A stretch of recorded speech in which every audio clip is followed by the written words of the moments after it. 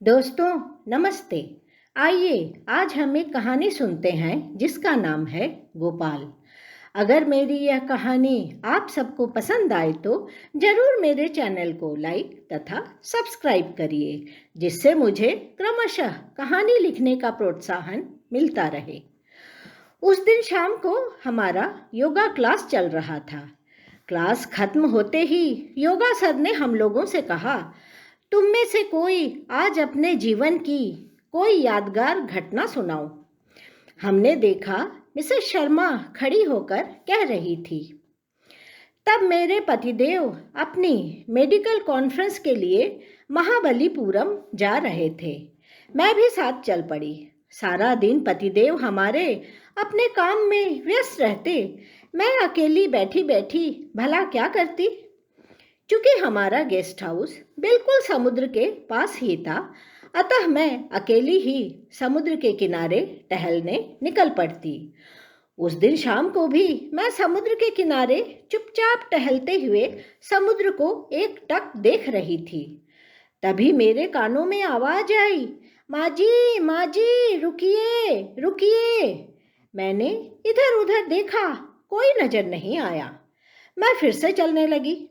फिर कानों में आवाज आई, माँ जी रुकिए, माँ जी रुकिए, माँ जी।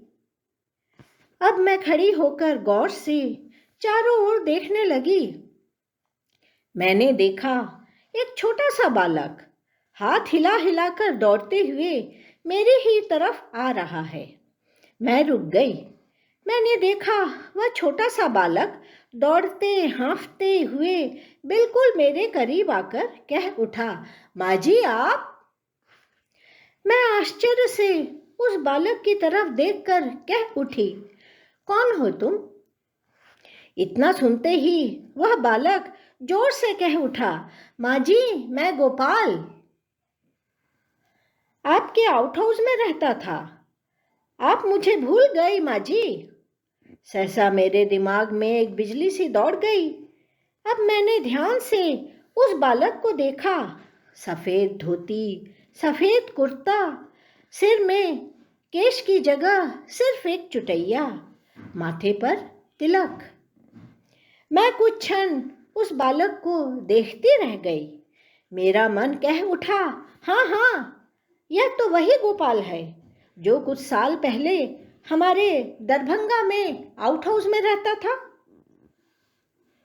अपने खाली वक्त में मैं कुछ आउट हाउस के बच्चों को पढ़ाती थी। उसमें गोपाल भी तो आया करता था।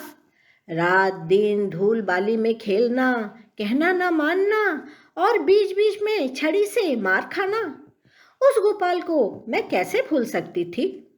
लेकिन आज यह कौन खड़ा है मेरे सामने? मैंने आश्चर्य से गोपाल का हाथ पकड़कर कहा, तुम यहाँ कैसे? गोपाल की बातें आज भी मेरे कानों में सुनाई देती है। गोपाल कह रहा था, हाँ माँ जी, हम दरभंगा से मद्रास चले आए थे। मैं यहाँ पास ही एक आश्रम में रहता हूँ। मेरी माँ मुझे यहाँ छोड़ गई है। आश्रम में हमारे गुरुजी रहते हैं। मैं ब्रह्मचारी बनने की दीक्षा ले रहा हूँ। गोपाल कह रहा था, माँ जी अंधेरा होने वाला है, मैं जा रहा हूँ, नहीं तो गुरुजी चिंता करेंगे। इतना कहकर फिर गोपाल दौड़ते हुए मेरी आंखों से ओझल हो गया। मैं काफी देर तक खड़ी खड़ी उसी राह को निहार रही थी जिस राह अभी अभी गोपाल मेरी आंखों के सामने से ओझल हो गया है। मेरे मन में अनगिनत प्रश्न गोता लगा